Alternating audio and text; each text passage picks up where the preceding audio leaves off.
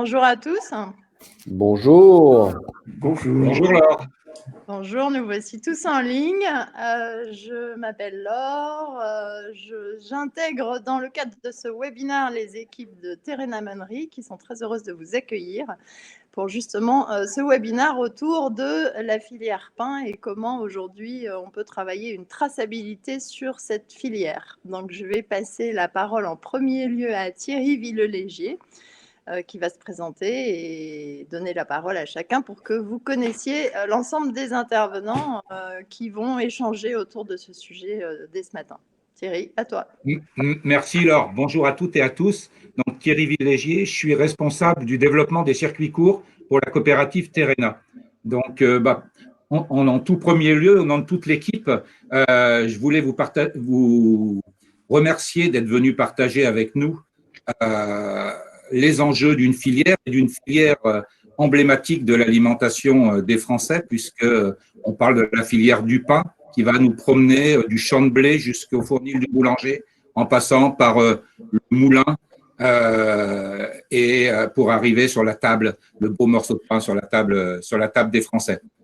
Je vais laisser l'équipe se présenter, en commençant par celui qu'on ne présente plus, Thierry Marx. Thierry, je vous laisse vous présenter. Merci, mais je me présente encore, on me reconnaît. Donc, Marx, exécutif chef de cuisine. En fait, je suis un artisan. J'ai développé depuis quelques années toute une filière boulangerie, mais 80% de mon activité tourne autour du métier de la cuisine et de l'hôtellerie, et occasionnellement de la boulangerie maintenant.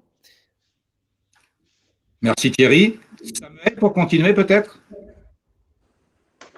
Oui, bonjour à tous. Je m'appelle Samuel Brault. Moi, je suis agriculteur à Marigny-Marmande. Marigny-Marmande, c'est un petit village de l'Indre-et-Loire, entre Tours et Poitiers pour vraiment situer. Et je suis administrateur de la coopérative Terrena, en charge de la partie grains et meunerie. Merci Samuel. Alexis, à toi. Alexis. Alexis, visiblement, ne nous entend pas. Yannick, peut-être prendre la main dans ces cas-là. Oui, bonjour, Alexis Flippo. Donc, je suis le directeur général de Terrena Meunerie et très heureux de pouvoir participer à ce webinaire. Merci Alexis. Yannick, pour terminer l'équipe. Bonjour à tous, moi je suis Gaëtan Curel, je suis responsable marketing de Terrena Meunerie. Je suis en charge aussi des projets opérationnels et marketing digitaux. Merci Yannick. Donc toute l'équipe au complet, je vous propose de commencer sans plus tarder ce webinaire. Et peut-être pour commencer, acquérir de ce que nous disent les consommateurs.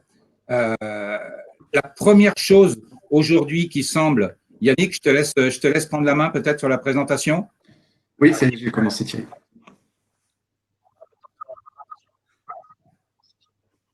Je te laisse projeter. Voilà, super.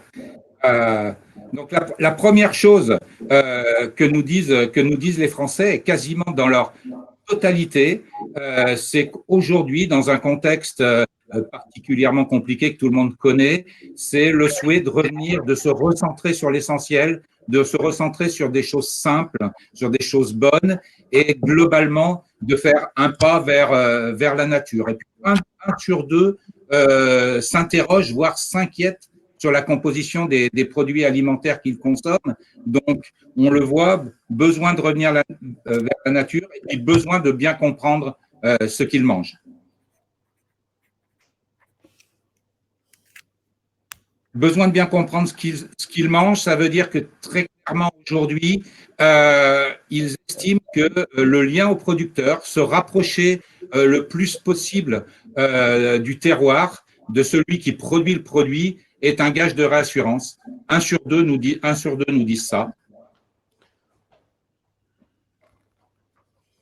Et puis, un plébiscite pour le circuit court, pour le local. Alors, chacun entend derrière local des choses différentes, mais c'est quasiment 100% des Français qui nous disent un, je veux manger des produits de qualité, et deux, si je peux soutenir l'économie de ma région, de mon coin, c'est parfait. Et puis 80% nous déclarent acheter souvent ou occasionnellement des produits locaux.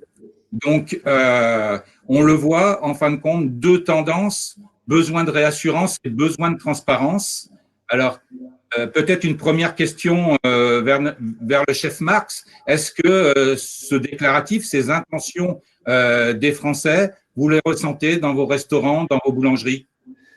Alors, je vais faire une réponse de Normand, pardonnez-moi, je vais faire une réponse en deux temps. Oui, nous prenons conscience que le client veut plus de transparence, il veut voir la main qui nous nourrit, il veut la histoire qui va bien, mais il nous rappelle aussi le prix. Et à un moment donné, il va falloir faire un travail pédagogique pour ne pas rester dans une fausse conscience et une fausse bonne conscience et de dire le prix n'est pas la valeur des choses. Et d'expliquer et de prendre le temps aussi d'expliquer aux Français que dans le prix, il y a un impact social, un impact environnemental fort. Alors oui, on peut avoir et on entend le propos de nos clients qui nous disent je veux plus de ruralité, je veux plus comprendre le produit, je veux plus réidentifier le produit que je consomme et en même temps, on n'arrête pas d'entendre oui, mais ça coûte cher. Donc, moi, j'aimerais quand même qu'on prenne le temps avec nos clients de se dire est-ce que je m'adresse à un consommateur ou est-ce que je m'adresse à un mangeur? Alors, si vous devenez un mangeur, je vais vous expliquer tout ce qui a été évoqué dans la filière, l'impact social, combien je paye le quintal de blé pour faire une bonne farine, combien je paye l'agriculteur et en même temps, comment cet agriculteur aura un impact environnemental pour faire un bon produit. Tout ça va prendre un peu de temps, je dirais presque un peu de temps pédagogique pour que tout le monde prenne conscience et se mette à consommer en conscience. Et ça me paraît très important parce que dans tout ce qui a été dit, c'est du déclaratif, c'est du bon sens, on est d'accord, tout le monde, et notamment la grande distribution, nous tartine depuis quelques années de tout, du Green Label en permanence et ci et ça, mais il nous tartine aussi du low cost. Donc, à un moment donné, je pense qu'il faut rééquilibrer tout ça et de ne plus s'adresser à des consommateurs, mais à des mangeurs. Alors, si je veux une bonne baguette de pain, et je prends l'exemple de la baguette parce qu'elle nous est chère, nous, Français, eh bien, une baguette de pain à 65 centimes d'euros, ça n'a pas de sens. Et qu'on arrête de nous faire le coup que ce prix-là serait un prix pour des gens qui n'auraient pas les moyens. Et ça, c'est un faux débat parce que c'est un débat qu'on retrouve depuis le 18e, le 19e siècle, trouver la théorie du low cost pour nourrir la masse. Or, je ne crois pas du tout ça. Je pense qu'aujourd'hui, et là, votre résumé l'explique bien, que le client veut plus de transparence, veut savoir ce qu'il mange, veut réidentifier le produit, comme je viens de le dire, mais il va falloir faire un travail, je dirais, en symbiose avec le consommateur qui devient un mangeur pour lui expliquer que là, il y a un prix à mettre, un juste prix. Je ne parle pas d'un prix qui serait exorbitant, mais d'un juste prix pour qu'on puisse durablement remettre cette filière en place. Pardon, j'ai été un petit peu long.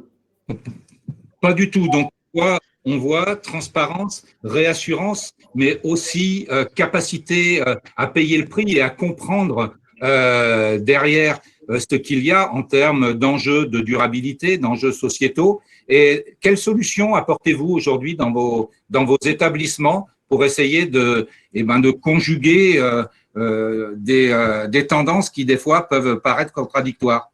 Alors, effectivement, vous avez tout à fait raison, par moment, c'est contradictoire. Donc, ce que j'ai fait depuis quelques années, d'abord, c'est de mettre tous mes établissements en HQE, haute qualité environnementale, ce qui m'a imposé de sourcer dans un circuit court, à moins de 300 km de mon lieu de production, et puis de mettre en place des filières qui travaillent directement avec nos restaurants, mais directement aussi avec nos boulangeries. Vous dire que ça a été simple, c'est non. Aujourd'hui, je suis à 80% de la cible. Je suis encore dans cette règle des 80-20. Je serai peut-être dans 2 ou 3 ans à 100% dans la cible. Pourquoi j'ai eu beaucoup de difficultés? Parce qu'il y a un travail à faire sur la logistique. Comment je m'approvisionne le plus directement possible sans perturber le travail de l'agriculteur qui, lui, est plutôt dans un souci de production et de faire son métier d'agriculteur, et moi, mon métier de commerçant. Mais comment je me réapproprie la logistique pour m'approvisionner de façon la plus équitable, je dis bien équitable possible entre l'agriculteur et moi. Donc, toute cette mécanique du circuit court, pour moi, elle est évidente. Et dernier propos, d'expliquer au client par une étiquette extrêmement claire tout ce qu'il y a dans le produit, en me débarrassant, je dirais presque des irritants, qui sont des intrants que je ne comprendrais pas, qui viendraient perturber le regard du client sur mon produit. Donc aujourd'hui, c'est transparence totale, mais il y a encore un cheminement à faire pour expliquer qu'il y a un prix là-dedans et qu'une baguette de pain se situe chez moi à 1,20 € parce qu'il y a toute cette filière sourcée. Thierry, tu ne fais aucune différence entre la partie restauration et la partie boulangerie. Ce sont exactement les mêmes méthodes, la même façon de faire, les mêmes outils que tu peux mettre en place face à ça. Ce que je voulais vous dire, c'est que le pain est le premier produit gastronomique français. Il est très intéressant parce qu'il part de l'eau, de la farine et du savoir-faire d'un artisan. Vous voyez, c'est pas grand-chose. Donc, que ce soit pour un boulanger, que ce soit pour un charcutier, un pâtissier, un cuisinier, la volonté est d'avoir le meilleur produit. Le coût matière première, ça, on sait le maîtriser. À nous de mettre en place pour que ça devienne un bon produit. Mais il est, pour répondre à la question clairement, oui, c'est le même cheminement pour mes boulangeries, que pour mes restaurants, que pour mes pâtisseries ou mes autres activités dans l'univers de l'alimentation. La priorité est le bon produit au bon moment et le bon faiseur au bon moment. Le bon produit au bon moment, le circuit court, la juste rémunération, bien produire pour mieux manger. Samuel, l'agriculteur, on le voit, est au cœur de toute cette promesse. Mais peut-être dans un premier temps, je dis agriculteur et je crois que Samuel, vous vous qualifiez un petit peu différemment. Donc, je vous laisse nous en dire un petit peu plus sur votre métier. Oui, en fait, avant d'être producteur, moi, je me considère comme un éleveur de plantes, en fait. Pourquoi un éleveur de plantes? D'abord, je sélectionne des variétés tolérantes, qu'elles résistent le mieux aux maladies. Bien, il faut quand même qu'elles restent productives. Et ensuite, comme un éleveur, je nourris ma plante le mieux possible et je la soigne quand il y a besoin. Très clair. Éleveur de plantes, c'est tout un programme. Et quand on élève, la première des choses, c'est d'avoir des protégés qui sont bien nourris. Donc, nourrir les plantes, ça consiste en quoi pour vous, Samuel? Alors, je dirais même nourrir au plus juste. En fait, pour nourrir au plus juste, j'utilise des OAD, ce qu'on appelle des outils d'aide à la décision. J'ai par exemple Fertiliosol qui me calcule au plus près les besoins de mes cultures, en fonction du climat, en fonction du sol et en fonction de chaque variété. Donc, c'est vraiment le besoin au plus près. Et ensuite, au cours du développement de la plante, j'utilise Fertiliosat. Fertiliosat, en fait, ce sont des photosatellites. Et ces photosatellites qui nous amènent des couleurs dans la parcelle sont le reflet du fonctionnement de la plante.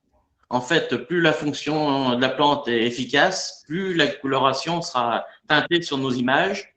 On va nous en déduire des cartes de préconisation d'apport azoté pendant le printemps. C'est des cartes vraiment très précises au mètre carré près.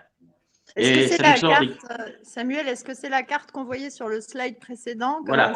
En bas à droite, là, c'est avec les couleurs, là, c'est une carte Fertiliosat. Et en fonction de ça, ça nous sort des cartes USB qu'on met dans nos tracteurs. Et notre tracteur va gérer la fertilisation azotée. Vraiment, là, vous voyez, c'est vraiment très, très précis. Au plus près de la bonne dose, c'est donc la bonne dose au bon endroit.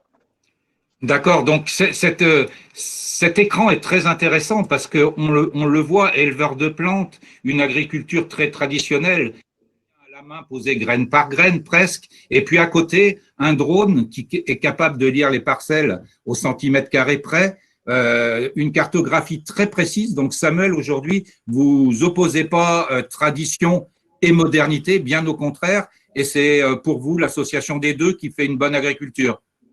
Voilà, tout à fait. C'est en associant vraiment des pratiques qu'on a toujours connues dans l'agriculture avec aujourd'hui une nouvelle technologie qui nous permet vraiment d'être très précis dans nos actions. D'accord. Donc, une plante bien nourrie mais sans doute aussi le besoin d'une plante bien soignée, parce que la vie d'une plante, c'est pas un long fleuve tranquille, et il y a des moments où il faut que vous interveniez pour les soigner. Oui, donc une plante comme un animal, si elle est malade, il faut bien la soigner. Et donc pour cela, j'ai différents systèmes aussi.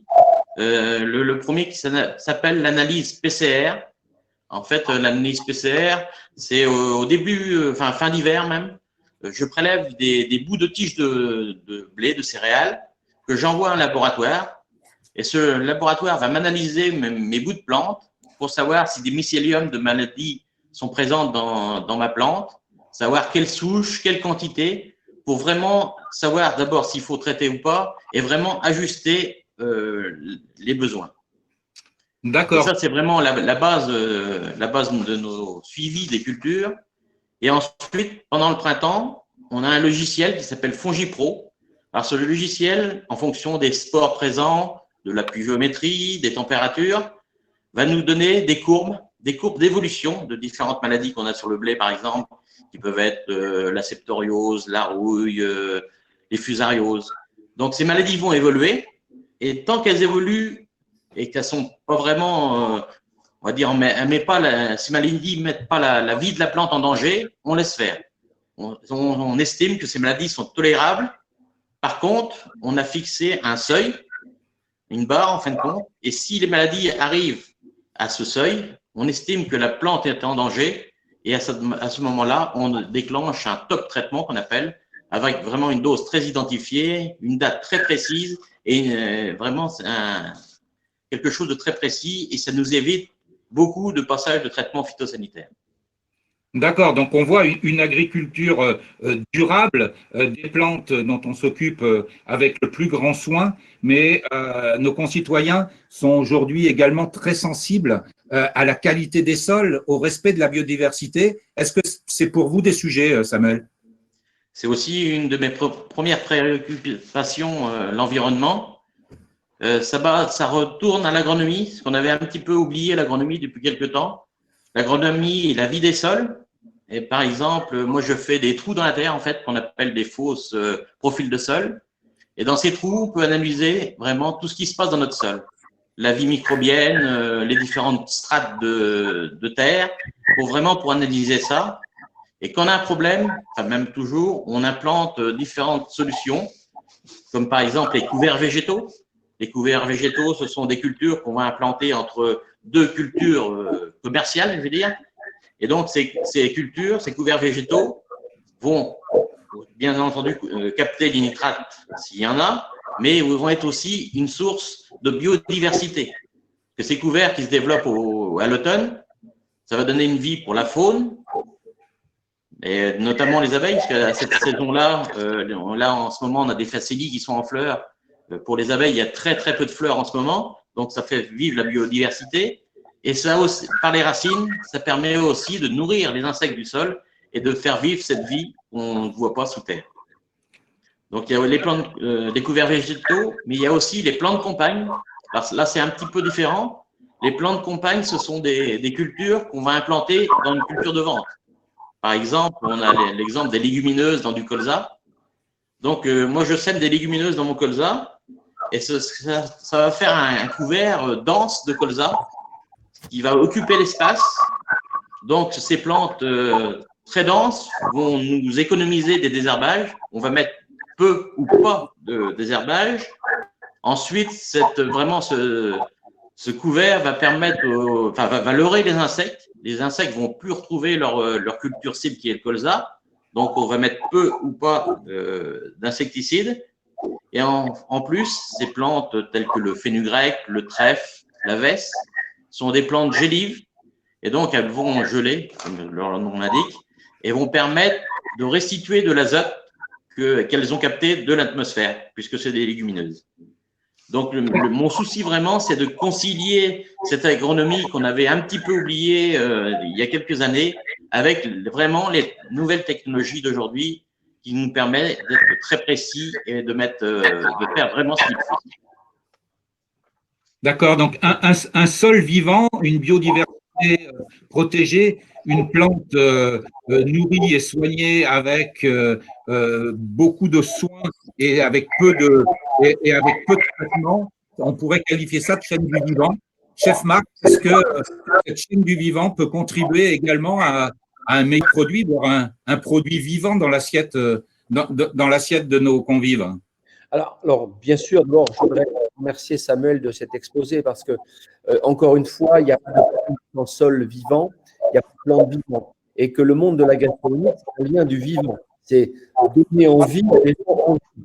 Et donc, on vient d'entendre là sur beaucoup de choses d'ailleurs, sur le respect des écosystèmes, sur le travail sur les sols, le travail sur la plante, le soin de la plante. Et puis, de nous montrer, de nous démontrer que il y a un conflit sérieux entre tradition et innovation. C'est-à-dire que si je reprends l'encyclopédie Roret, qui était l'encyclopédie du boulanger à la fin du 19e siècle, on a déjà un parcours de cette encyclopédie qui traitait justement du soin de la plante, du soin du grain et des besoins de connaissances scientifiques pour pouvoir avoir plus de blé de meilleure qualité pour nourrir plus de personnes. Donc, tout ça, ça me paraît extrêmement intéressant, mais bien sûr que sur le plan du vivant, les sols, comme l'a évoqué Samuel, les sols vivants qui donnent des plantes vivantes font un bien meilleur pain. C'est-à-dire que quand vous regardez des sols appauvris, vous avez une plante appauvrie, et bien souvent, vous avez, en tant que boulanger, cette capacité à augmenter la dose de levure. Or que quand vous avez un blé de qualité, vous allez vous retrouver quasiment à travailler sans levure, uniquement sur des levains dits naturels, et d'avoir un pain d'abord qui est bien meilleur à la digestion et qui, de toute façon, rentre dans un axe extrêmement intéressant. Et je reviens sur l'axe de la gastronomie, c'est plaisir de manger, bien-être et santé. Alors, bien sûr que le monde de la santé n'est pas mon domaine, mais le monde du plaisir et du bien-être, c'est le domaine de l'artisanat, des métiers de bouche. Et ça me paraît, tout ce qu'a évoqué Samuel, aller vraiment dans le bon sens de l'artisan. Pourquoi? Pour que le client soit satisfait du produit qu'il a acheté et qui, comme je viens de le dire, rentre dans cette catégorie du plaisir, bien-être et santé. Et ça, pour moi, c'est ce qu'on devrait entendre, en expliquant que ce n'est pas quelque chose de facile à faire, que c'est du contrôle au quotidien, que, encore une fois, quand on parle d'organismes vivants, eh bien, on s'en occupe tous les jours. Et ça, aujourd'hui, il faut savoir le raconter sans être barbant, sans être boring, comme disent les Anglais, mais d'avoir cette capacité à l'expliquer à nos consommateurs mangeurs, de leur dire, ben voilà ce que c'est qu'un bon produit, et voilà toute la transition qu'il y a à faire pour que vous ayez un bon produit dans votre assiette. Donc, la chaîne du vivant, oui. Pour des gens vivants, oui. Et comme tu disais, Thierry, le pain est vivant à tes yeux. Le pain est vivant à mes yeux parce qu'il suffit de prendre une poignée de farine, de mettre un petit peu d'eau, d'y ajouter soit une petite pointe de jus fermenté type jus de pomme fermenté, et vous avez quelque chose qui va développer des organismes extrêmement intéressants qu'il va falloir savoir maîtriser en tant qu'artisan, et vous aurez un pain au levain délicieux. Moi, ça me rappelle mon apprentissage et le passage chez des grands, avoir rencontré des grands comme Bernard Ganacheau, par exemple, qui ne travaillaient que sur des pains au levain, mais qui avaient une sélection de farine absolument sans concession. Donc, des agriculteurs et des cuisiniers, des boulangers connectés sur la chaîne du vivant, mais entre l'épi de blé et la baguette de pain, un maillon essentiel, la meunerie. Alexis, chez Terrena Meunerie, comment vous vous insérez dans cette chaîne du vivant? Quels sont vos enjeux de meunier? Alors nous aussi, on joue notre rôle pour maintenir cette chaîne du vivant. La première chose, c'est on va sélectionner des blés qui sont naturellement résistants, c'est ce que expliquait Samuel. Et puis on va les récolter, les stocker le temps qu'on les utilise sans insecticides, donc avec des méthodes 100% naturelles, uniquement de la ventilation. Ce qu'on fait aussi dans notre rôle de meunier, c'est de choisir les bons emplacements pour stocker nos blés pas loin de nos moulins et les agriculteurs qui sont à proximité de ces stockages peuvent les ramener beaucoup plus facilement. Et puis aussi, c'est un des rôles de meunier dans, dans, dans notre activité, c'est que on va mélanger, je vous parlais de variétés différentes tout à l'heure, qui étaient sélectionnées pour chaque terroir, mais le meunier aussi a besoin de mélanger ses blés pour pouvoir faire une sorte, comme en vin, un assemblage qui donne cette qualité, la meilleure qualité que cherche l'artisan, savoir une farine avec de bonnes qualités de panification. Donc, on joue notre rôle aussi de meunier dans cette chaîne du vivant en sélectionnant les bons produits et en les respectant.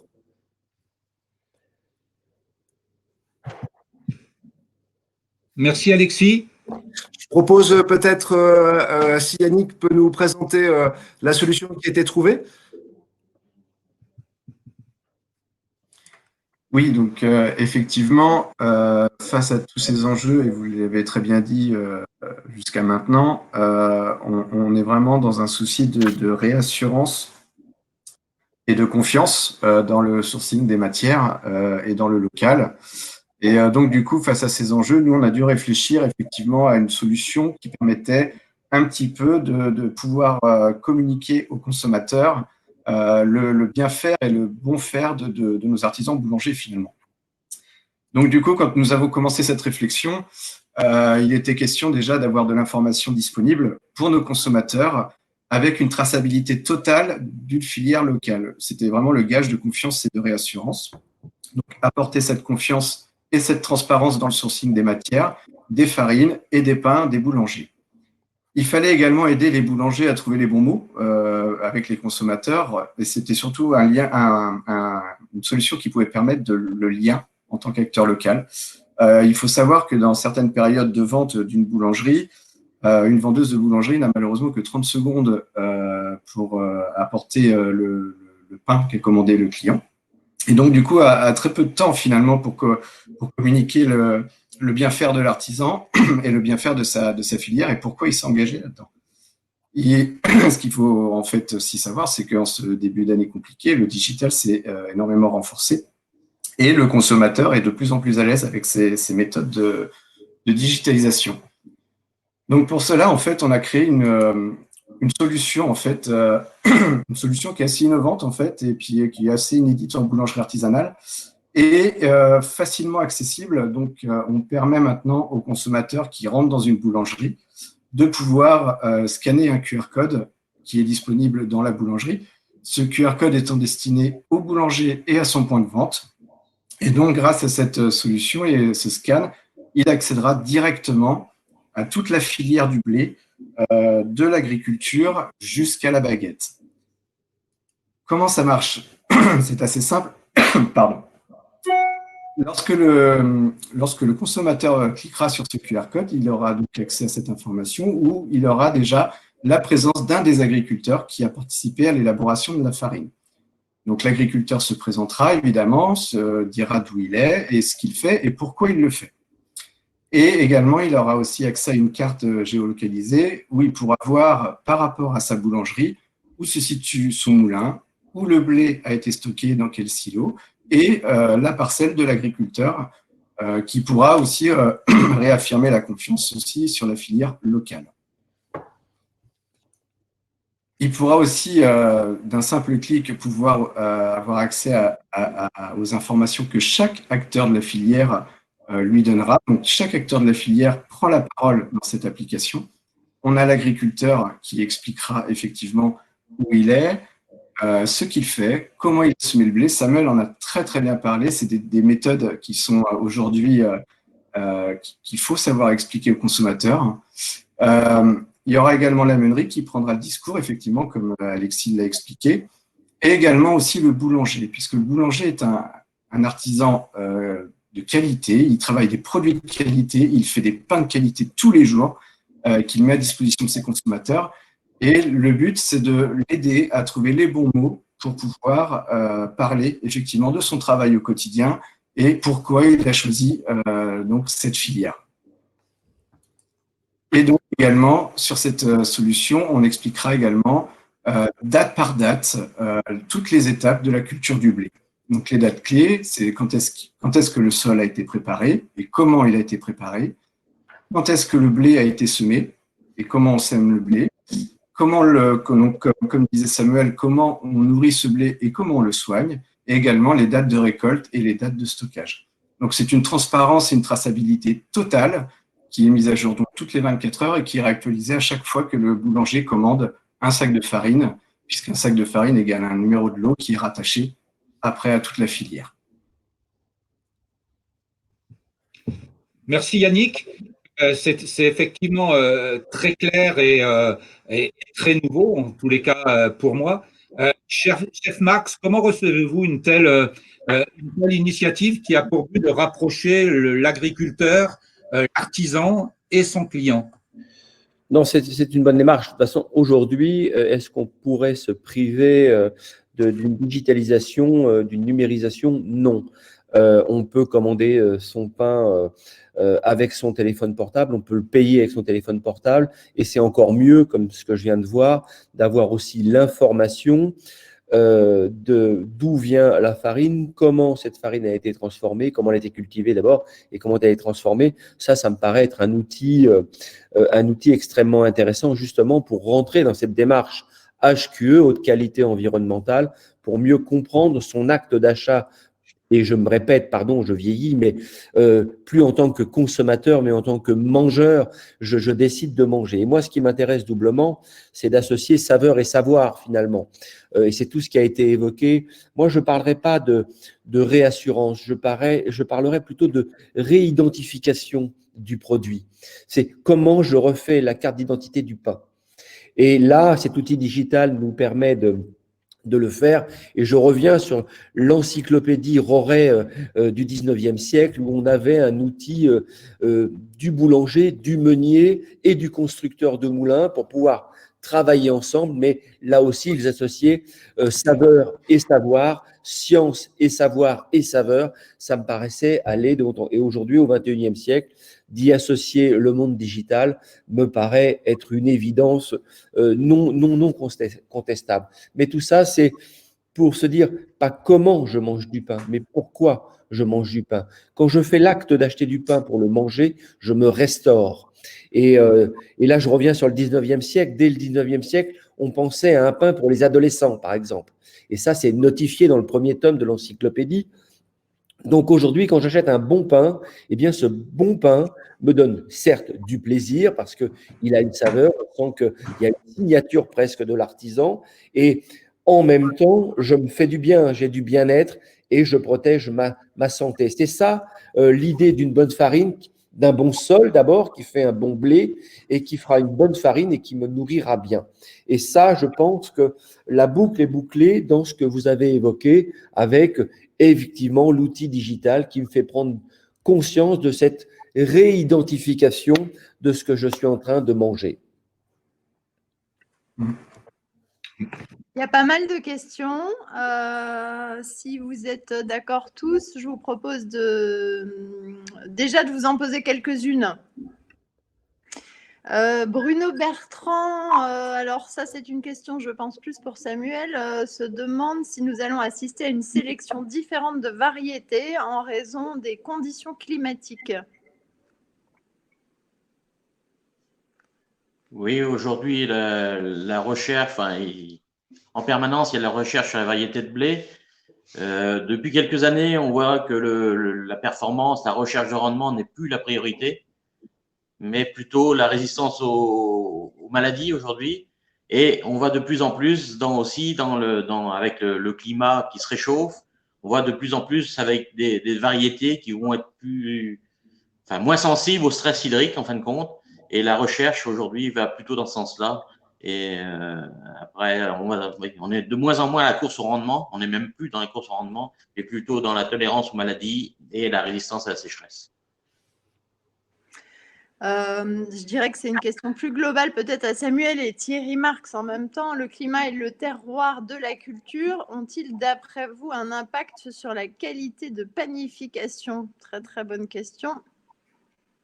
Oui, le climat, bien sûr. On vient d'évoquer le stress hydrique, mais ce serait aujourd'hui une bêtise de le contester. Aujourd'hui, tous les observateurs sont d'accord pour dire qu'il y a un réchauffement assez fort. Donc là, j'entends le propos de Samuel qui nous parle des variétés qui sont plus résistantes à la maladie. Ça a aussi été une démarche des temps passés où on cherchait d'avoir des productions qui étaient en harmonie avec la saisonnalité et le climat. Donc aujourd'hui, effectivement, il faut prendre conscience de l'état de notre planète, de ce que nous fournit la plante pour faire un meilleur produit. Et je pense que dans tout ce qui a été évoqué, ça me paraît être une évidence aujourd'hui.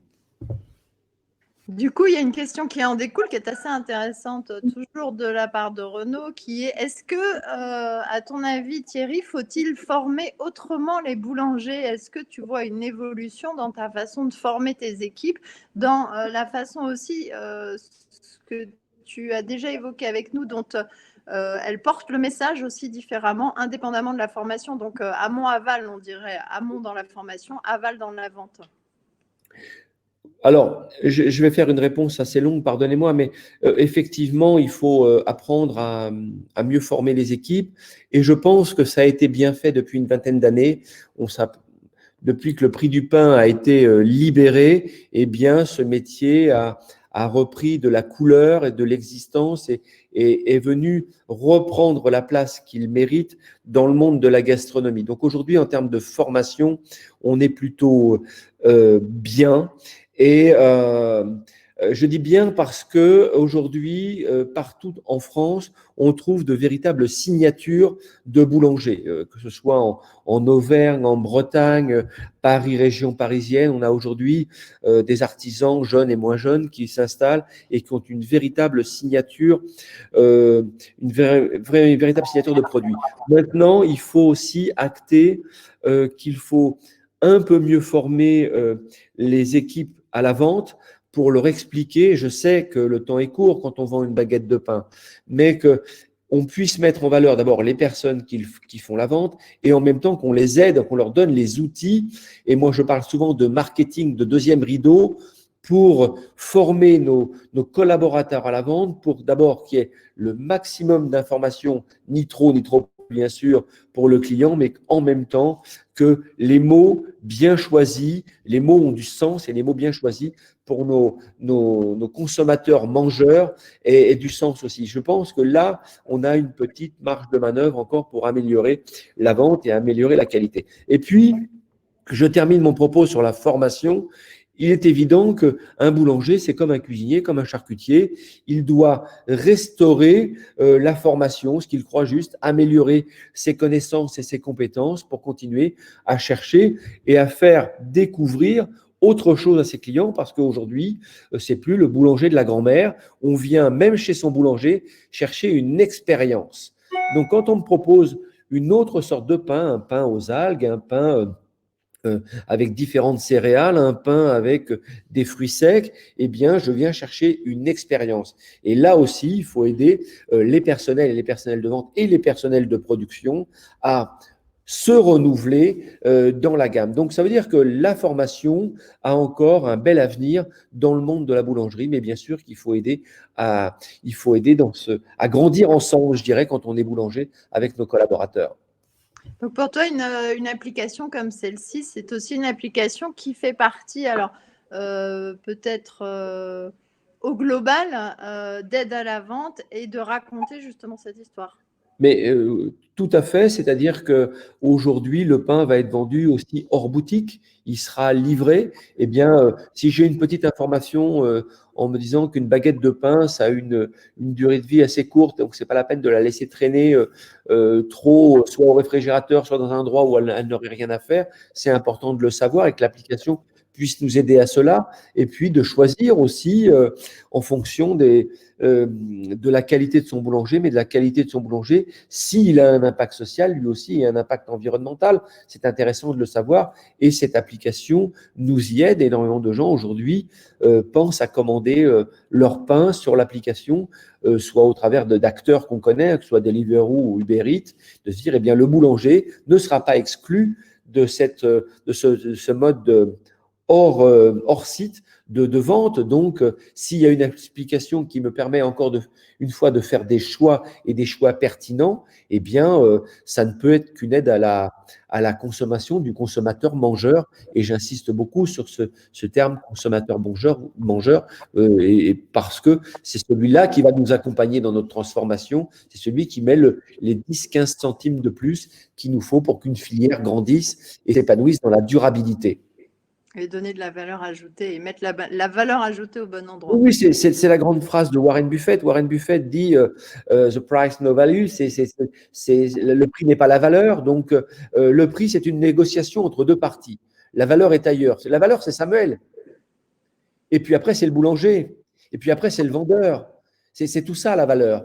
Et ces gens-là ont besoin, eux aussi, de nourrir leur impact social et leur impact environnemental. Donc, combien je paye le quintal de blé à Samuel pour qu'il puisse continuer à avoir les outils dont il a besoin durablement pour faire la culture qu'il veut faire, et puis comment j'aide aussi l'artisan pour faire grandir sa filière de l'artisanat et de continuer à former le boulanger de demain. Le boulanger de demain, il a aussi des outils d'aide à la décision, comme Samuel, c'est-à-dire qu'il a une chambre de pouce à 13 heures, il a, pour limiter aussi le temps de ses collaborateurs au travail, il a des pétrins plus adaptés à des farines à pétrir, qui sont des farines un petit peu différentes de celles qu'on avait au 19e ou au début du 20e siècle, etc. etc. C'est l'outil qui aide l'artisan à avoir de meilleurs produits. Encore une fois, on l'a beaucoup dit dans cette présentation, mais il n'y a pas de conflit sérieux entre tradition et innovation. Quand je relis l'encyclopédie que j'ai évoquée plusieurs fois, eh bien, la science et la médecine a toujours été liées au monde du pain pour que le consommateur mangeur ait un pain dans des meilleures conditions possibles. Et puis, tu évoques aussi le fait que la nourriture et la santé n'est pas ton univers, mais la nourriture et santé, c'est extrêmement lié. Et même les ministères lient de plus en plus tout ça. Voilà, juste moi, je pense à quelqu'un comme Pierre Veille, par exemple, qui, avec l'INSERM de Rennes, je crois, va faire une étude sur la Covid et l'après-Covid, sur les personnes qui se sont bien sorties de cette pathologie parce qu'ils avaient une alimentation saine.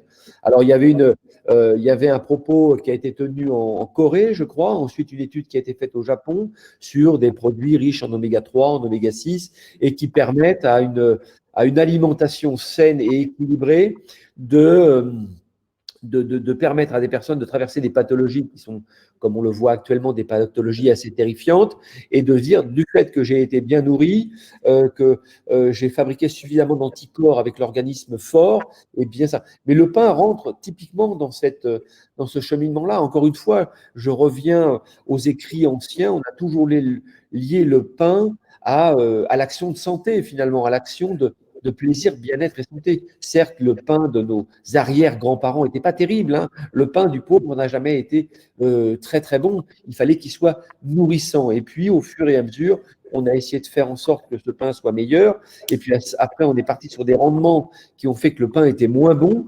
Et aujourd'hui, ce qui a été évoqué dans le début, d'ailleurs, de la présentation, qui me paraît extrêmement intéressant, c'est-à-dire le client mangeur, le consommateur mangeur nous dit non, moi, je veux savoir, je veux qu'on me réidentifie le produit. Et là, tout ce que vous avez présenté est en parfaite adéquation avec ce que je suis en train d'évoquer. D'ailleurs, il y a une question qui émane pour Alexis, qui est, y a-t-il de nouvelles demandes de vos clients, donc côté boulanger, en termes de qualité des farines? Alors, je dirais la première demande qu'on identifie et à laquelle on répond d'ailleurs avec ces farines, alors c'est pas dans la qualité même de la farine en tant que produit, mais plus dans son environnement, on va dire. Hein. C'est le fait que ce soit des farines de proximité, et ça c'est quelque chose qui est la plus grosse demande que l'on voit chez nos boulangers. Donc cette proximité, il y a aussi une demande de naturalité. Donc fini la liste longue comme le bras d'additifs dans les produits. Donc il y a une demande de naturalité. Puis, la dernière chose que l'on voit également, c'est à chaque utilisation son type de farine. On va pas faire des farines, on va avoir des farines spécifiques pour faire du pain, on va avoir des farines spécifiques pour faire de la viennoiserie et une demande de plus en plus forte sur cette dimension-là d'adapter la farine aux produits que l'on veut faire. Donc, une sorte de personnalisation de plus en plus demandée. OK. Exactement. Du coup, Thierry a une question vers toi qui est justement, toi, dans tes boulangeries, travailles-tu des farines issues de variétés pures ou des farines issues de blé bio ou de variétés anciennes? Alors, voilà, tout est dit, de tout.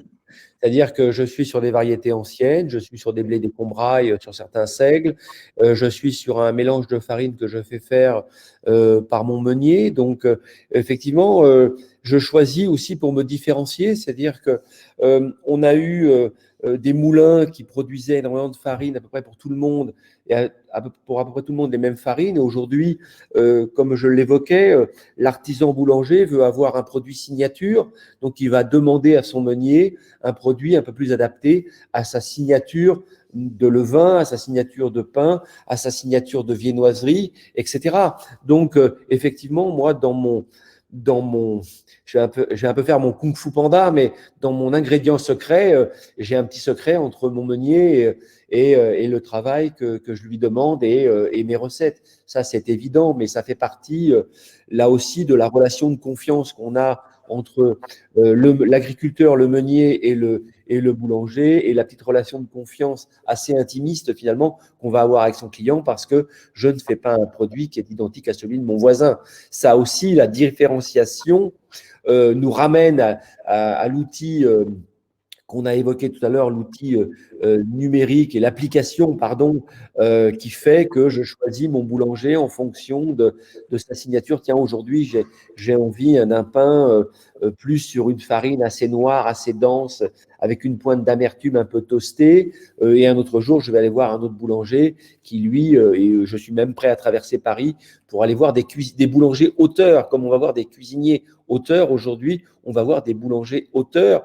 Et ce qui m'amène aussi à Samuel, parce que Samuel, quand il nous dit « je suis éleveur de plantes », ben on a presque envie de faire aussi le chemin inverse et d'aller le voir. Et ça, l'application nous permet d'aller savoir qui a mis les mains dans la terre pour nous faire un produit vivant qui nous fera un pain vivant. Vous voyez que la boucle, que j'appelle même plus une boucle, que j'appelle une spirale dynamique, fait que le lien du vivant fait repartir le vivant. Et c'est ça qui me paraît extrêmement attractif. Donc oui, je source des farines différentes sur des blés bio anciens, sur des arrangements que j'ai et des petites choses que je demande à mon meunier pour avoir une farine qui est une farine signature qui me permettra de faire des produits signature.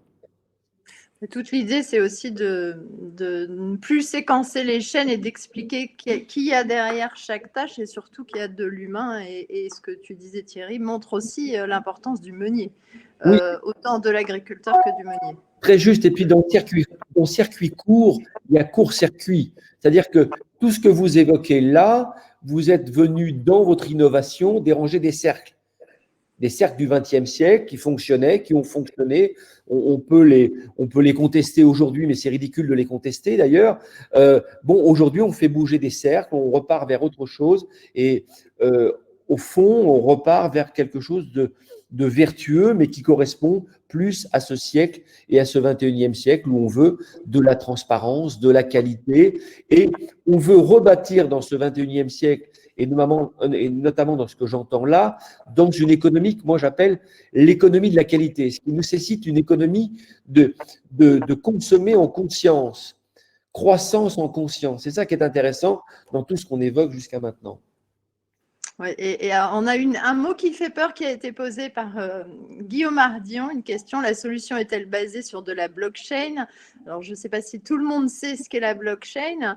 Est-ce que quelqu'un d'entre vous a envie de l'expliquer et en quoi cette solution technologique permet justement de remettre de l'humain derrière chaque chose et de désanonymiser cette chaîne dont on avait perdu la conscience et le sens du coup au fil du temps. Est-ce que quelqu'un veut donner la définition de la blockchain à tout le monde? Non. Moi, la blockchain, on en C'est parlait Thierry. de ça en permanence. Maintenant, c'est le mot un petit peu à la mode, comme les data. Très bien, je veux bien, mais ce qui est évoqué là, plutôt, c'est effectivement, certes, la blockchain, mais moi, la blockchain ne me fait pas peur si je peux remonter sur les 3 ou 4 acteurs qui me permettent de faire mon produit. Moi, je suis qu'un modeste artisan. Je ne suis pas dans l'élément de langage, je suis dans l'élément de produit. Donc, quand je rencontre, et pardonne-moi Samuel, mais je te nomme, mais un Samuel, ensuite je rencontre un meunier bienveillant et ensuite je mets un rapport avec un boulanger bienveillant qui veut lui aussi s'épanouir et réussir socialement, eh bien ma blockchain est assez courte, mais elle est assez efficace. Donc, circuit court, blockchain, je préfère parler de circuit court, de court-circuiter un petit peu à un moment donné des réseaux pour en faire d'autres plus efficace et plus qualitatif dans une économie de la qualité. Mais on pourrait évidemment débattre de la blockchain et à force d'entendre des explications de la blockchain, des fois j'arrive à me perdre dans ce que c'est que la blockchain. Il y a une chose importante dans la blockchain que j'aurais envie d'ajouter, peut-être avant Yannick, c'est qu'en fait, elle certifie la garantie de l'information transmise et de l'identification de chaque information, et c'est en ça qu'elle est importante. Oui. C'est une garantie pour le consommateur, pour celui qui va l'utiliser. Je suis d'accord, mais encore une fois, l'application me va très bien. Si moi, je peux téléphoner au bureau de Samuel en disant, tiens, le blé que cette année, je ne sais pas ce qui se passe, je suis un peu moins content. Eh bien, voilà, c'est ça qui est intéressant. Je pense qu'on a voulu faire un siècle, avec ce 20e siècle, tout numérique, mais on oublie l'humain. Donc, à un moment donné, que ce soit le pain, que ce soit la gastronomie, ça se fait d'homme à homme. Et plus le circuit est court, plus les hommes se connaissent. Et c'est pour ça que je crois à des économies beaucoup plus à plat et beaucoup moins verticales, et de recréer des économies à plat dans l'horizontalité me permet de recréer des économies symbiotiques. Quand un Samuel réussit autour de son agriculture, de son blé, c'est ça, il fait vivre tout un tas d'autres choses autour de lui. C'est ce qui m'intéresse. Moi, c'est le monde du vivant et le monde des blockchains. Tout ça, je peux l'entendre et je ne veux pas me cacher derrière mon petit doigt pour ne pas en parler, mais je pense qu'aujourd'hui, garantir les choses, c'est dans un circuit extrêmement court où il y a 3 ou 4 ou 5 acteurs grand maximum. Oui, mais toi, tu t'appelles Thierry. Moi, tu peux appeler si Samuel. Si je peux me permettre, chef, c'est pas mon bureau que vous avez appelé, c'est moi directement. Et je serai certainement dans le champ et vous entendrez du vent, parce que vous entendrez le vent, que je serai dans mes bottes en train d'observer ma parcelle, certainement. Je veux juste rebondir sur ce que dit Thierry. Ce qui est intéressant, et pardon, je termine, mais voyez, moi, j'ai passé quelques années au Japon, je travaille encore beaucoup avec le Japon, et quand j'achète ne serait-ce qu'un kilo de carottes chez mon épicier à Shibuya ou ailleurs, dans Tokyo, eh bien, j'ai le numéro direct de l'agriculteur. C'est-à-dire que je pourrais aller me plaindre à l'agriculteur si je trouve que ces carottes ne sont pas terribles. Donc, vous voyez, je pense qu'il faut revenir à ça. La France est un petit pays qui peut croire en l'économie de la qualité et de son savoir-faire. Et aujourd'hui, le circuit court, c'est ça. C'est d'être capable, dans un minimum de temps, de retrouver un lien. C'est pour ça que je parle souvent de marketing cosmétique, et notamment dans certaines chaînes de la grande distribution où on a habillé un agriculteur mannequin et qu'embrasse une vache sur la bouche, mais on se dit tout ça, c'est pipeau. Donc, je pense que le circuit court nous permet aussi d'avoir un circuit d'information extrêmement court et extrêmement efficace. Et on peut employer le mot blockchain si on veut, si ça nous garantit quelque chose. Mais je pense que nos métiers, et notamment les métiers de la gastronomie, ce sont des métiers qu'on fait d'homme à homme. Pas d'homme à homme au sens large du terme, mesdames, je n'exclus personne, bien entendu. Yannick, tu voulais intervenir? Donc voilà, donc pour vraiment répondre à la question de Guillaume. Guillaume, oui, c'est une solution qui est basée sur une blockchain. Pourquoi? Parce qu'on ne voulait pas faire de ce qu'on appelle du greenwashing, quoi, raconter un beau discours. Il fallait aussi un petit peu prouver par les actes que ce que l'on fait, c'est sérieux, que la filière de la nouvelle agriculture, c'est des adhérents, donc agriculteurs, qui travaillent avec un cahier des charges bien précis, que le cahier des charges est respecté également au silo quand il est stocké, et un cahier des charges qui est respecté par le meunier lors de la fabrication de la farine. C'était très important pour nous de pouvoir associer toute cette filière avec cette coopérative et aussi de pouvoir prouver par des actes que ce que l'on fait, ce n'est pas qu'une histoire, on n'embrasse pas des vaches sur le bout du nez, comme certains, et on ne pas nos agriculteurs en vert. Nos agriculteurs sont concernés et toute la filière de la nouvelle agriculture est très concernée par ce cahier des charges. Ce que je voulais préciser aussi, c'est que tout le monde ne s'appelle pas Thierry Marx et peut appeler Samuel, et que si tout le monde appelle Samuel, à un moment, Samuel, il aura un petit souci de temps pour faire nourrir et faire vivre ses plantes. C'est aussi ce qui permet d'avoir cette proximité, comme tu dis Thierry, et cette traçabilité vrai, pour répondre plus à rapidement. c'est quand le produit est bon. Quand, vous savez, nos métiers, c'est de donner de la mémoire à de l'éphémère. Que ce soit la cuisine, que ce soit le pain, c'est éphémère. Donc, si j'ai une émotion en dégustant ce pain, je ne vais pas aller appeler Samuel parce que je me dis, le produit que m'a vendu mon boulanger, il est exceptionnel et je reviens. Et moi, d'ailleurs, quand j'évalue mon chiffre d'affaires, j'évalue d'abord mon repeat guest. Est-ce que mes clients reviennent ou pas? Est-ce que j'ai une fidélisation ou pas? C'est comme ça que je mesure ma blockchain à moi. C'est ça qui m'intéresse. Donc, effectivement, j'ai employé l'expression un peu abusive d'appeler l'agriculteur, mais moi, je vends de l'émotion, même au travers du pain, même au travers d'un plat. Et quand je fidélise mes clients, qu'ils reviennent et que je vois que mon chiffre d'affaires va croissant, ben, je me dis, bah, tout va bien. Finalement, il n'y a pas à interpeller, qui que ce soit. Donc voilà, c'était juste pour finir avec un petit mot d'humour, comme ça, sur ma petite blockchain à moi, quoi. Ma chaîne IFI. Il y avait une autre question pour Samuel. Comment est-ce que, Samuel, vous tracez à la parcelle, puisque les blés sont mélangés en silo? Est-ce que vous tracez à la parcelle et les blés sont-ils mélangés en silo? Je vais faire la première partie de la réponse. Je laisserai peut-être Alexis compléter après. Moi, c'est vraiment tout ce que je fais, c'est identifier à la parcelle. Parce que j'ai une photo de mes parcelles et je note vraiment à l'intervention, à la parcelle par parcelle. C'est possible que par l'informatique, en fin de compte. Hein. Tout est tracé vraiment.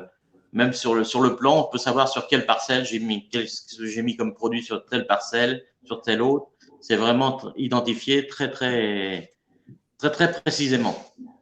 Après, sur le stockage, Alexis, je te laisse peut-être poursuivre. Oui. En fait, tout le blé, quand il arrive au silo, hein, et la question est juste et correctement posée. On réunit différents lots de différents agriculteurs, hein, et tous ces lots sont mélangés. Hein. Pour avoir une bonne qualité de blé, il faut avoir un bon mélange. Et toutes ces données que Samuel évoque parcelle par parcelle sont agglomérées. Enfin, elles sont une grande base de données qui nous servent après pour faire notre traçabilité. Donc, dans l'exemple que présentait Yannick tout à l'heure, on prend l'illustration d'un des agriculteurs qui a livré du blé qui a servi à la farine, qui a été distribué chez le boulanger. Donc, en fait, on les garde et on les accumule pour pouvoir ouvrir cet outil. Une question importante aussi, est-ce que cette application, elle est juste expérimentale ou est-ce qu'elle est déjà opérationnelle? Donc, oui, alors aujourd'hui, elle est opérationnelle. Donc, nous avons commencé à la déployer dans certaines boulangeries de notre réseau de clients. Elle va l'être de plus en plus puisque donc, tous nos commerciaux sont évidemment mobilisés pour l'offrir en fait à nos clients. Donc, vous la verrez de plus en plus dans les prochaines semaines dans les boulangeries. Vous pouvez déjà les voir, mais vous en verrez encore de plus en plus dans les prochaines semaines. Thierry, il y a une question pour toi qui est farine de cylindre ou farine de meule, quelle différence au niveau gustatif? Pour moi, sur les farines de meule, j'ai un petit côté pierre à fusil qui m'intéresse sur des pains sur lesquels je veux retrouver cette spécificité de saveur. Et sinon, sur des farines de cylindre, je les utilise pour autre chose et pas forcément pour faire du pain. Et une autre question du coup qui t'est posée sur le sans gluten. Je ne m'intéresse pas au sans gluten parce qu'à un moment donné, on était tous en mode silo sur le sans gluten, les pour, les contre, et j'ai horreur d'ostraciser les choses. Donc, pour moi, il n'y avait pas de débat. J'utilise des farines, dans certaines où il y a beaucoup de gluten, et puis d'autres où il y en a très, très, très peu. Et je préfère proposer à mes clients une expérience avec très, très, très peu de gluten, notamment sur des seigles ou autres, ou des sarrasins, et d'avoir une expérience pain qui m'intéresse. Aujourd'hui, ce qui m'indispose, ce qui m'irrite un petit peu dans le sans gluten, c'est le sans gluten effectivement industriel, où je vois ce qui a remplacé le gluten en termes d'organismes humains ne m'intéressent pas. C'est-à-dire que les produits qui sont utilisés pour faire des pains sans gluten ne m'intéressent pas. Donc, je ne fais pas de pain sans gluten, mais je fais des pains à très faible taux de gluten. Donc, ce n'est pas une voie sur laquelle je me suis lancé parce que je ne vois pas de raison d'ostraciser un produit par rapport à un autre. Et en plus, je pense que dans le pain comme dans le reste, je vais reprendre cette phrase de Paracels qui disait « c'est la dose qui fait le poison ».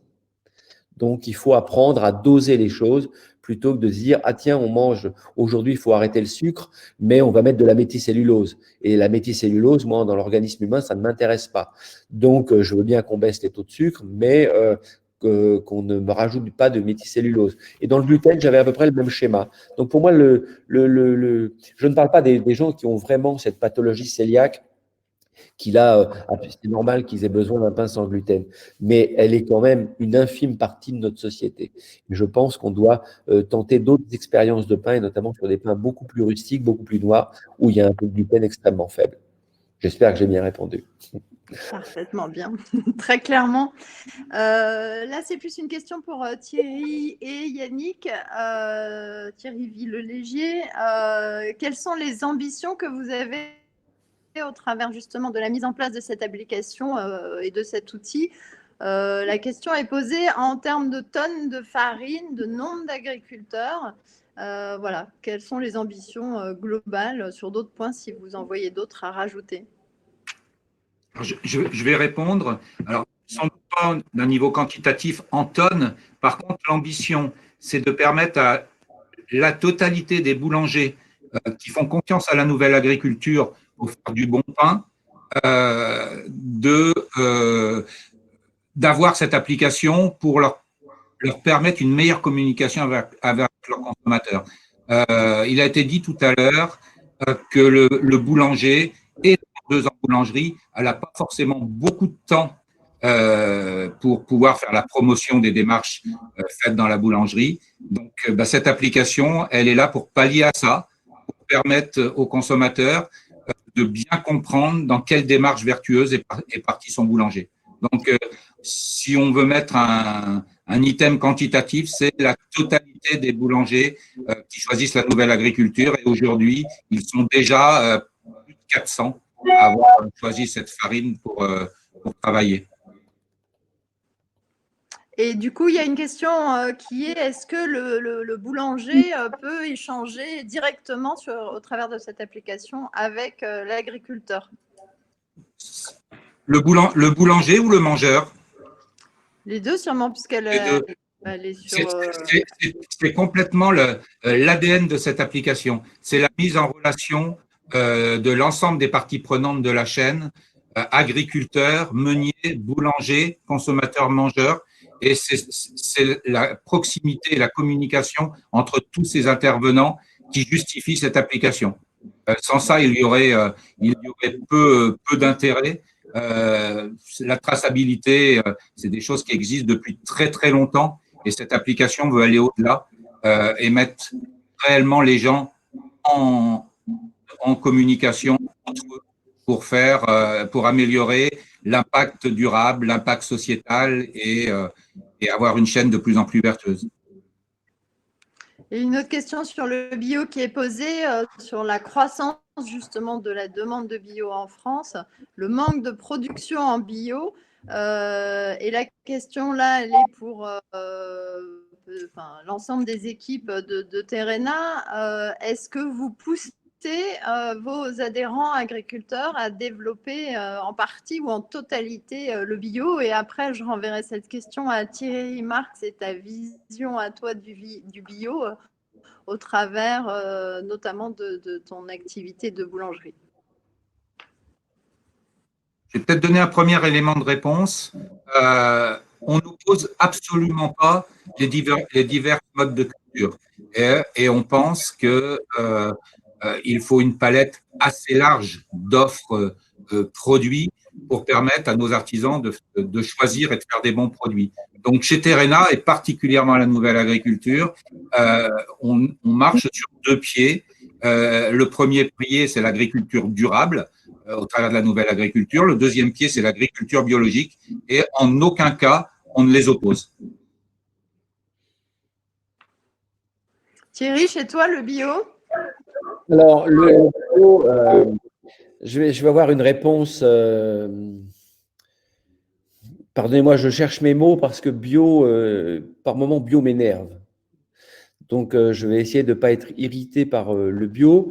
Moi, je pense que quand on démontre qu'on a pris conscience d'une agriculture plutôt bienveillante, qu'on a pris conscience des sols, qu'on a pris conscience de la plante qui sort de ce sol, eh bien, le bio nous ramène un petit peu à des temps anciens. Merci à cette génération de 68 qui a pensé au bio et qui a tiré la sonnette d'alarme assez tôt pour qu'on réfléchisse à nos modèles agricoles. Aujourd'hui, je pense qu'on est au-delà du bio. C'est-à-dire que pour moi, un bon produit, il doit être 200% bio. 200% bio, je m'explique, c'est mesurer l'impact social et l'impact environnemental d'un produit. Alors, pour corroborer mon propos, dans les premières boulangeries que j'ai montées, comme j'étais HQE, je n'ai pas cherché à être bio.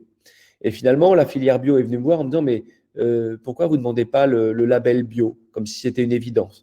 Moi, je dis, je ne sais pas si je fais vraiment tout ce qu'il faut. Et parce que j'ai des fournisseurs de pommes que je connais et qui ne sont pas en bio, parce que j'ai des fournisseurs de volailles que je connais et qui ne sont pas en bio et qui n'y seront jamais, mais qui respectent un certain nombre de cahiers des charges qui m'intéressent, moi, en tant que HQE. Et je me suis aperçu que, eh bien, en me contrôlant, ils m'ont donné le label bio.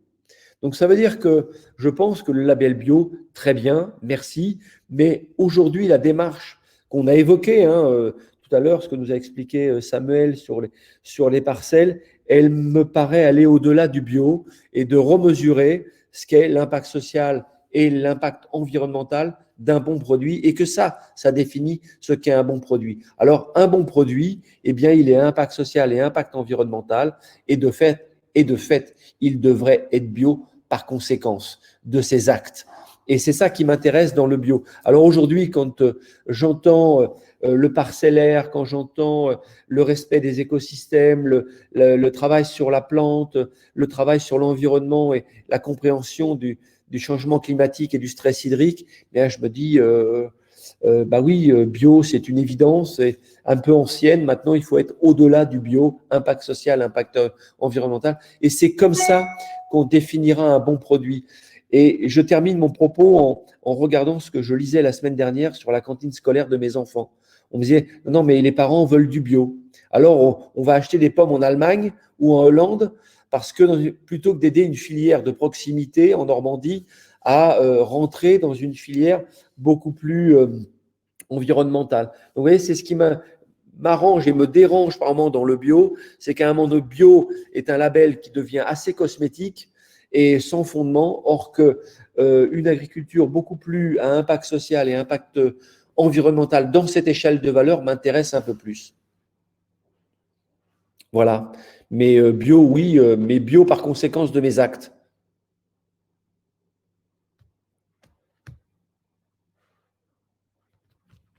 On a perdu Laure. Non, c'est bon, quelques soucis de connexion. Il y a une question très intéressante. Merci Thierry pour cette réponse complète et qui montre justement les mouvements de tout et cette notion de vivant aussi des labels et de ce qu'on peut y apposer. Moi, je trouve ça particulièrement pertinent et qu'il faut avoir en conscience. Une question qui est posée, qui est en boulangerie, on nous demande souvent la différence entre la nouvelle agriculture et le bio. Comment répondre à cette question et que répondre à cette question? Ouais, si je peux me permettre de prendre la parole 2 petites secondes, la question, elle se fera par la qualité. Et c'est ça qui m'interpelle aujourd'hui. Je vois d'autres filières qui ont, depuis 20 ans, travaillé, par exemple, sur les sols, sur la plante, sur le bien-être animal et comment on nourrit cet animal pour qu'il soit bon dans l'assiette. Eh bien, ces filières-là, aujourd'hui, elles ne s'interrogent pas de savoir si elles sont bio. Elles sont en capacité, en toute transparence, de montrer que leur produit est bon. Je veux dire, encore une fois, bio par conséquence de nos actes. Bio, c'est bien. Bravo et merci encore une fois à nos aînés qui ont lancé cette filière il y a 40 ans maintenant, mais aujourd'hui, il faut être bio par conséquence de ces actes. Voilà, pour moi, c'est ce que je pense. Alors Gilles te dit tout à fait d'accord avec le chef Thierry Marx. Alexis, Thierry Villelégis, est-ce que vous voulez apporter un complément de réponse justement sur cette question?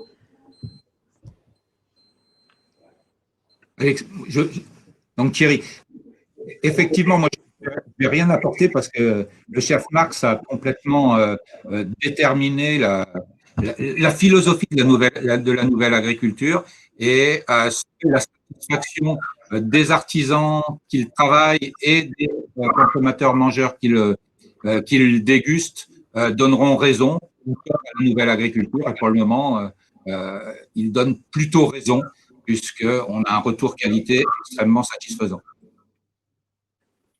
Et pour compléter, il n'y a pas d'opposition entre les deux. En fait, il y a des mangeurs qui préfèrent un produit ou l'autre produit, et tout dépendra bien évidemment du boulanger, comment il l'a transformé en bon pain. Laurent et Patricia, j'espère qu'on a au mieux répondu à votre question, mais je pense que Thierry l'a parfaitement fait.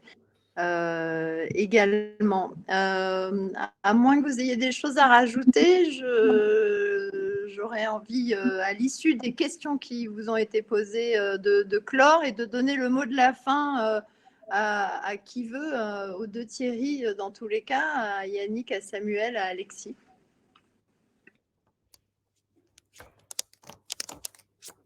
Moi, personnellement, pour le mot de la fin, d'abord, un petit constat comme ça, très amical, ça fait plaisir d'entendre ça, de le voir et de le constater. De le constater, pourquoi? Parce qu'on a quelqu'un qui met les mains dans la terre et qui nous dit, ben voilà ce que j'ai fait, voilà comment durablement je peux faire des choses. Et voilà. Et puis de constater aussi que le meunier se dit, bah oui, il y a eu des choses avant et maintenant, on doit là aussi repartir vers le métier de la meunerie et que ça devienne un métier durable et qui nous permette d'être en relation avec l'artisan, qui lui aussi, l'artisan, prend conscience de son savoir-faire et de son implication et que dans ces 3 acteurs, finalement, on ait défini ce qu'était un bon produit, l'impact social d'un produit, son impact environnemental et l'aspect durable des choses. Et puis de s'adresser à un public qui était un public de consommateurs, et je pense qu'il faut transformer en public de mangeurs. Et là, en parlant de la valeur du produit, pas son prix, mais sa valeur. Et d'arrêter avec, pour moi, la théorie du low cost, qui a beaucoup abîmé l'agriculture dans le XXe siècle, qui a beaucoup abîmé le monde de l'artisanat, et ce qui a dérouté le mangeur et qui était devenu un consommateur, voire un surconsommateur. Donc, je pense qu'on a une date historique avec, avec la Covid, comme on dit, pour retracer le cap. Et il y avait des choses comme celle-ci qui étaient déjà en amont et on voit aujourd'hui que ça tombe à point nommé.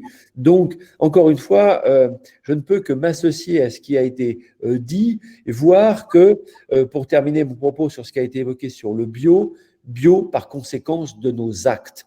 Eh bien ça me paraît pour moi être mon mot de la fin pour se dire, haut les cœurs, allons-y, calme, en avant et droit, comme disait le général Lott, et on aura cette capacité à regarder la planète telle qu'elle est, aller vers 2050 dans les meilleures conditions possibles pour 9,7 milliards d'individus, parce qu'on aura pris conscience que l'impact social et l'épanouissement social et l'impact environnemental de nos actes nous emmèneront vers une planète beaucoup plus bio. Et c'est ça, moi, qui m'interpelle aujourd'hui dans ce webinaire que je trouve extrêmement enthousiasmant. Une petite question qui tombe du coup au regard de ce que tu dis, Thierry. Cette envie de consommer plus local pendant le confinement, est-ce que tu la sens comme retombée déjà ou est-elle toujours fortement impactante dans la consommation quotidienne et à venir? Non, je pense que elle va diffuser comme un sachet de thé et pas aller jusqu'à l'amertume. Mais ce qui est intéressant quand on parle de confinement, et je fais 2 mots sur le confinement, quand on s'est retrouvé le 18-03 tous à la maison, on s'est dit mais le train de l'économie est à l'arrêt, il va repartir, mais pour aller où? Et pour aller vers quel projet de société. Donc, je pense qu'on a pris conscience, certains qui étaient déjà très malheureux ou dans des situations sociales extrêmement compliquées se disent il faut absolument qu'on fasse quelque chose et qu'on nous aide à faire quelque chose. Et puis, ceux qui avaient un peu plus de moyens se sont dit mais j'ai 3 voitures, j'ai un dressing énorme, et ce confinement fait me prendre conscience que ma consommation, finalement, elle est totalement à côté de la plaque. Donc, est-ce que je vais me remettre à faire de la consommation en conscience pour aller vers une croissance en conscience? Je pense que l'homme n'est pas un homme de besoin, c'est un homme de désir. Hein. C'est les grandes théories philosophiques du 18e et du 19e, mais c'est un petit peu à ça qu'on tient. Donc non, on va repartir vers nos vieilles, peut-être vers nos vieilles tentations, mais en tout cas, en ce qui compte sur l'alimentation, on a pris conscience que plaisir, bien-être et santé, bien que ce soit l'Antiquité grecque quand on écrivait ça, eh bien c'est toujours d'actualité et encore plus d'actualité avec le confinement et avec la Covid. Chef Thierry, je sais que tu dois t'enfuir. Je vais peut-être te laisser faire, sachant qu'il y a d'autres questions qui sont soumises aux équipes de Terrain Amenerie. Donc, si tout le monde est d'accord, et je sais que tu as un emploi du temps serré, Oui, en te c'est vrai. remerciant beaucoup, et tout le monde te remercie pour tout. Ils sont rassurés et ravis de ton regard justement sur les choses et sur cette filière de la traçabilité du pain. Merci à tous et puis au plaisir à ceux qui nous ont écoutés, qui ont participé. Merci et encore une fois, haut les cœurs, impact social, impact environnemental et bio par conséquence de nos actes. À bientôt. À bientôt. Merci, chef. Merci. Merci, chef. À bientôt.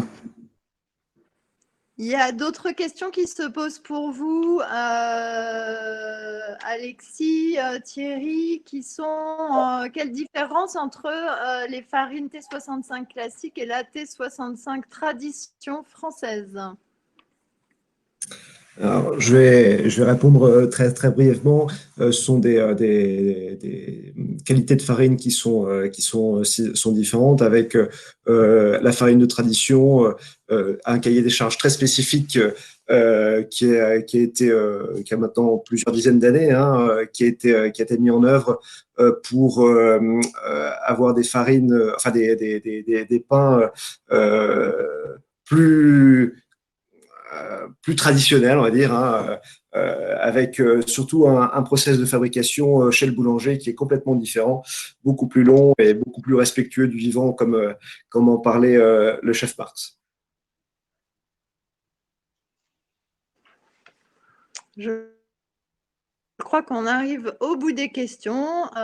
Certains veulent comme exactement vous le faites au travers de l'application, pouvoir se joindre en direct dans les personnes qui intervenaient et qui sont en train de s'échanger les coordonnées, comme quoi, voilà, c'est toujours cette chaîne du vivant qui prime et cette traçabilité dans le sens de l'existence du lien entre l'humain qui prime avant toute chose.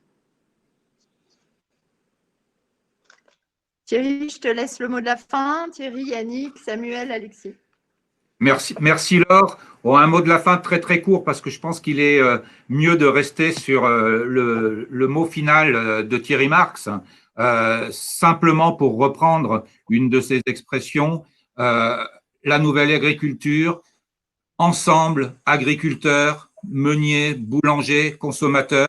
Je pense qu'on est monté dans la spirale dynamique que nous a proposé le chef pour un meilleur impact sociétal, un meilleur impact social et puis une démarche d'amélioration continue et perpétuelle vers du bon et des produits toujours meilleurs. Quelqu'un demande si l'application est déjà disponible ou quand est-ce qu'elle le sera? Oui, on avait fait cette réponse. Elle est déjà disponible dans une partie du réseau de nos clients dans le Grand Ouest. Donc, on a commencé à la diffuser il y a une dizaine de jours pour que nos clients puissent aussi s'approprier cette application. Et on va continuer de la déployer. Donc, sous quinzaine ou sous un mois, il y aura de plus en plus de boulangers qui seront équipés de tous cet outil qu'on leur a mis à disposition, qu'on leur a offert. Les équipes commerciales sont parties dans un marathon pour voir tous les boulangers nouvelle agriculture dans un délai le plus court possible. Donc, n'hésitez pas de votre côté, pour tous ceux qui nous écoutent et sont boulangers et ne sont pas encore intégrés à le faire. Alexis, Samuel, je vous laisse les mots de la fin. Non, j'ai bien aimé ce que disait le chef Marx. On est en train, enfin, ça me donne de la fierté de participer à aller dans la bonne direction d'un monde plus écologique, plus équilibré socialement, etc. Et je pense que on peut souhaiter que longue vie à ce genre de projet qui va dans la bonne direction.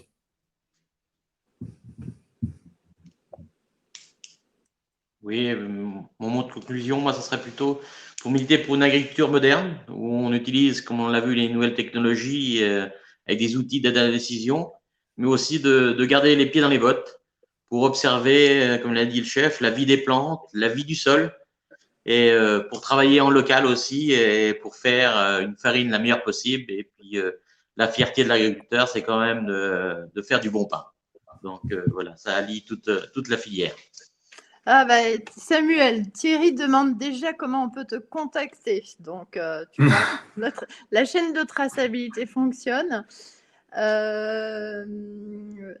Si c'est pour le chef, il peut avoir mon numéro personnel, mais après, faut pas le donner à tout le monde non plus. Là, on parle à Thierry Michel, qui, je pense, est un journaliste. Si je ne me trompe pas, Thierry, où on va lui répondre, on mettre un petit mot dans le chat ou par mail, ou à moins que tu veuilles l'exprimer là directement, Samuel. Oui, il est journaliste, Thierry. Oui, je ne sais pas. Il faut qu'on ait peut-être un rendez-vous à ce moment-là, je ne sais pas. Thierry, dans tous les cas… Juste peut-être un point d'organisation, parce qu'effectivement, il faut aussi laisser à Samuel le temps de faire son métier d'agriculteur. Donc, ce que je propose à tous, c'est de revenir vers nous, c'est-à-dire Laure et l'équipe La Nouvelle Agriculture, et on mettra les gens en relation sans aucun problème. Mais ça, dans un minimum d'organisation pour permettre de bien le faire. C'est ce que j'allais dire à Thierry Michel. On a vos coordonnées. Un dossier justement de présentation va partir vers l'ensemble des journalistes, donc on pourra avoir cet échange ensuite pour creuser. Voilà. Thierry Michel nous dit merci. Voilà. Yannick, tu voulais rajouter quelque chose avant qu'on clôture ce webinaire? Moi, je suis très très content d'avoir pu avoir cet échange avec tous les acteurs de la filière, y compris le chef Marx, qui est débordant de passion et de bons artisans. Et je suis content d'avoir pu présenter aussi une innovation et dire que la nouvelle agriculture, ça allie beaucoup la tradition et la modernité, et que donc cette solution va dans ce sens-là avec les artisans boulangers, en alliant leur métier de tradition et en ayant une solution de communication assez moderne. Voilà, donc tous les artisans boulangers qui nous écoutent, qui ne se disent conquis. Herbert nous dit je travaille depuis 2 ans avec la nouvelle agriculture et je suis conquis. Donc, Merci beaucoup, Herbert. Je pense que ça peut C'est être très, très agréable. le mot de la fin. voilà, c'est un magnifique mot de la C'est le fin mot de la fin à un boulanger. qui impulse exactement à tout le monde ce désir d'avancer de cette façon ensemble avec la nouvelle agriculture. Je vous dis au revoir. Merci à tous d'avoir été à l'écoute pendant cette heure et demie. Et puis, à très bientôt. Merci Au revoir à à tout le tous. monde. Merci encore. Très bonne journée. Au revoir.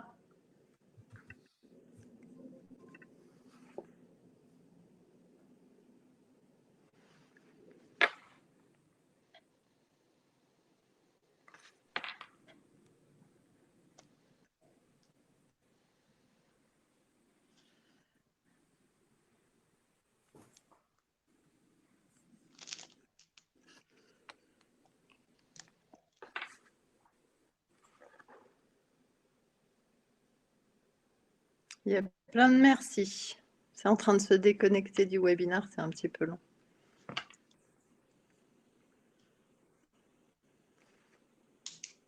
On échange par la suite, non?